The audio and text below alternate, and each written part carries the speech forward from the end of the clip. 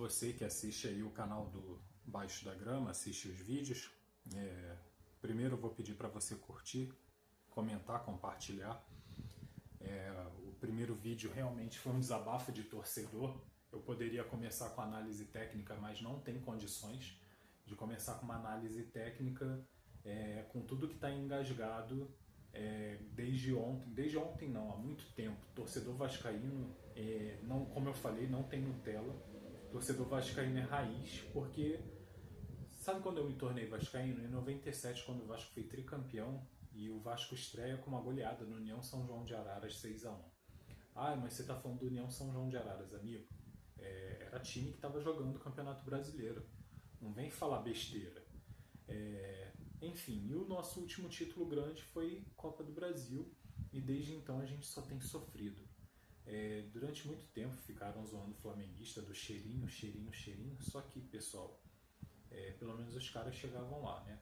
Durante muito tempo eles ganharam muito dinheiro desempenhando bem as competições, poderia não vir o título, mas eles ganhavam as premiações de passar de fase e tudo mais, e o Vasco não consegue isso. O Vasco ano passado passou vergonha na Sul-Americana e vai passar de novo. O Vasco tinha liderança e não conseguiu. Só que ontem, ao ver o jogo, eu nem assisti o jogo todo, tá, pessoal? Eu só peguei algumas partes e aí eu vi uma coisa que é muito recorrente no nosso time, e vai entrar técnico, vai sair técnico e não vai resolver isso. A primeira situação que eu queria falar com vocês é sobre a formação, mas aqui eu vou fazer simplesmente, eu vou olhar do meio de campo para cima, tá? Aqui tem um cursor, eu acredito que vocês consigam visualizar. Nós temos aqui centroavante, nós temos dois jogadores, dois pontas, e nós temos aqui o nosso meio de campo, a nossa trinca. Com o Fernando Diniz, esse jogador do meio de campo aqui, o centralizado, ele era o Felipe Coutinho, que jogava atrás do nosso centroavante, que ora era Verratti, ora era Ryan. Eu sempre disse, tá, que o Ryan tinha um perfil. Eu vejo o Ryan hoje com um perfil muito similar ao Adriano Imperador. Se o Ancelotti souber trabalhar, ele vai jogar muito pela seleção brasileira. Talvez eu veja e não é porque eu sou vascaíno, tecnicamente ele à frente do Endrick, porque ele ainda está jogando no Bournemouth como ponta. Se ele jogar de centroavante, ele tem muito a render. Ele tem um bom posicionamento, ele é forte, ele tem um bom chute. Então é um cara que ele pode jogar dentro ou fora da área. E aí a gente tinha um Coutinho, e por ter uma característica similar, né, de bater de fora da área, a gente via o Coutinho jogando atrás do nosso centroavante, independente de quem fosse, e nós tínhamos dois volantes para proteger a defesa. Hoje, o Renato Gaúcho, quando chega ao Vasco, ele vem com uma formação de 3 volantes, e criticaram muito, falando como a gente conseguiria aí compor esse meio de campo só com volantes, que ia virar um time retranqueiro. E aí ele foi ganhando, e aí a gente vê que o Thiago Mendes ele está subindo. Ele ontem achou 3 passes, tirou da cartola ali 3 passes, e infelizmente a gente não foi aproveitado, não soubemos aproveitar. Nós temos aí atacantes muito ruins. Infelizmente, o que está rendendo melhor, o que rende melhor para mim, pelo porte físico, por características de velocidade. Pessoal, a gente tem que entender que jogador que anda rápido, que corre, não é o cara que tem que jogar pelas pontas. A gente pode ter um centroavante veloz. A gente já teve Ronaldo, centroavante veloz. E aí a gente quer falar que o DVD, porque ele corre, ele tem que jogar nas pontas. Não tem. Cara veloz para jogar na ponta é Inestrosa e Andrés Gomes. Eu ainda vou insistir nisso, e vou insistir que o nosso camisa 10 é o Nuno, porque é um cara cerebral, o cara consegue enxergar as jogadas que não estão saindo. O ataque precisa ser municiado, mas enfim. E o Renato Gaúcho, o que ele começou a fazer? Ele recuou esses 2 alas aqui, tanto o esquerdo quanto o direito, para botar no meio de campo e botar 2 volantes. E aí a gente vê uma flutuação muito grande entre o camisa 10, que é o Rojas, que cai muito pelas pontas, não é um 10 clássico, e a gente vê o problema da limitação dos jogadores sempre fazendo as mesmas jogadas. Infelizmente é isso. Jogadores fazendo as mesmas jogadas e isso extrapola o limite de brilhantismo do time. Se torna um time previsível. E aí vamos lá, o que está acontecendo, tá? Aqui vocês não estão vendo no vídeo, eu tive que aproximar a câmera, calma aí. Pronto, pessoal, ajustei a câmera aqui, peço desculpas, ainda vou ajustar mais um pouco. O que a gente está vendo aqui? A gente tem dois laterais que apoiam muito, sobem. Ontem a gente teve aí a história do Pumita Rodrigues tendo varize no pé, até estão inventando doença agora para não jogar. E aí a gente vê laterais que sobem muito, batem cabeça com os pontas, né? E aí a gente vê um meio de campo bater cabeça. Porém, o que eu quero destacar que aconteceu ontem foi, de novo, como padrão, Cauã Barros, ele desce abaixo da linha dos zagueiros. O Vasco, numa transição ofensiva, ele tende a subir as linhas, mas quem faz o papel de último homem na defesa é o Cauã Barros, que não tem tempo de bola para ser um marcador. Ele é um cara que ele faz muita falta, ele teve aí expulsões recorrentes e ele vai continuar tendo porque ele não tem um bom tempo de bola. E aí a gente vê subir Infelizmente a gente tem um zagueiro muito ruim, que eu insisto, que é o Saldívia. Esse cara não pode mais vestir a camisa do Vasco. Alguns criadores de conteúdo já falaram isso. O cara, ele não desenvolve bem, ele não marca bem. Ele falou que tinha muita vontade, que compensava a falta de altura pela força de vontade. E é tudo mentira, não está fazendo nada a não ser gol contra. Tá? Então vamos voltar aqui. Esses dois zagueiros eles sobem, os laterais eles já estão lá no ataque. A gente tem um Cauã Barros que fica.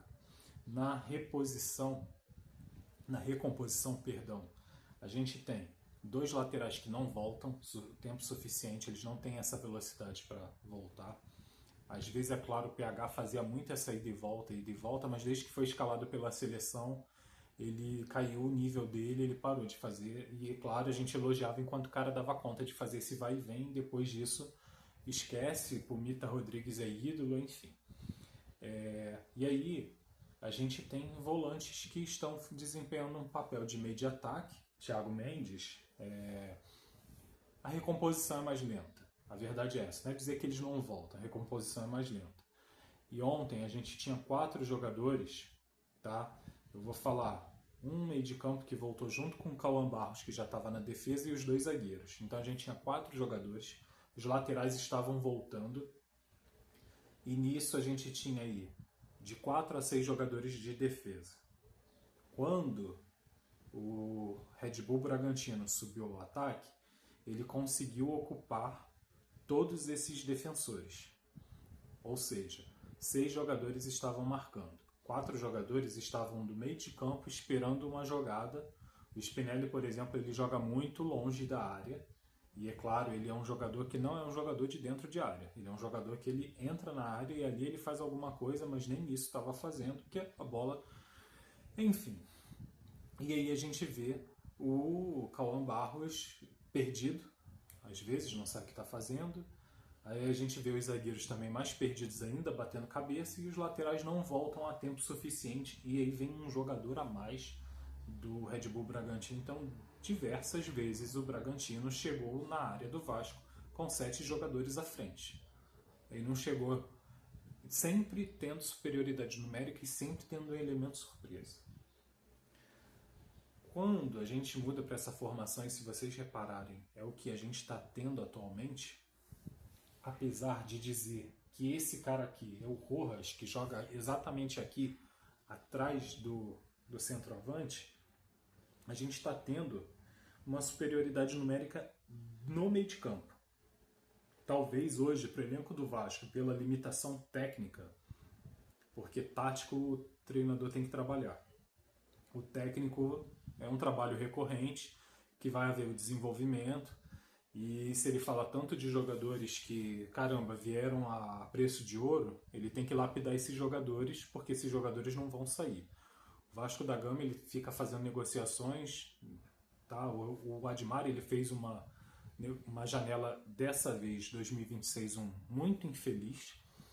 E a gente está tendo o que a gente sobrou do ano passado. Infelizmente, quem chegou não chegou para somar. Tem gente que vai falar que o Rojas está jogando muito, não tá bom?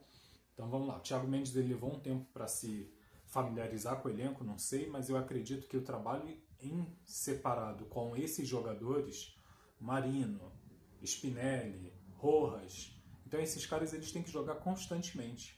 E esses caras têm que ter substituto à altura ou melhor que eles, porque quando esses caras no segundo tempo não tiverem feito nada de diferente, eles têm que ser substituídos, mas eles têm que jogar, eles têm que ter tempo de bola, eles têm que ter tempo de jogo, eles têm que ter... Já que o Renato Gaúcho reclama que não tem tempo para treinar o time, ele tem que ter tempo para fazer esse trabalho com esses jogadores. Mas enfim, voltando aqui à composição, a gente pode ter muito bem, tranquilamente, 7 jogadores defendendo. A gente pode ter os 2 laterais que eles tendo o limite de meio de campo para passar para os alas, ou tem gente que vai cair matando, mas eu vou falar, a gente jogaria com os laterais no lugar dos alas, e a gente, dos pontas, né? Eles seriam alas, e a gente teria aqui 4 defensores, 4 zagueiros, ou 3 zagueiros. Eu sou muito defensor do 3-5-2.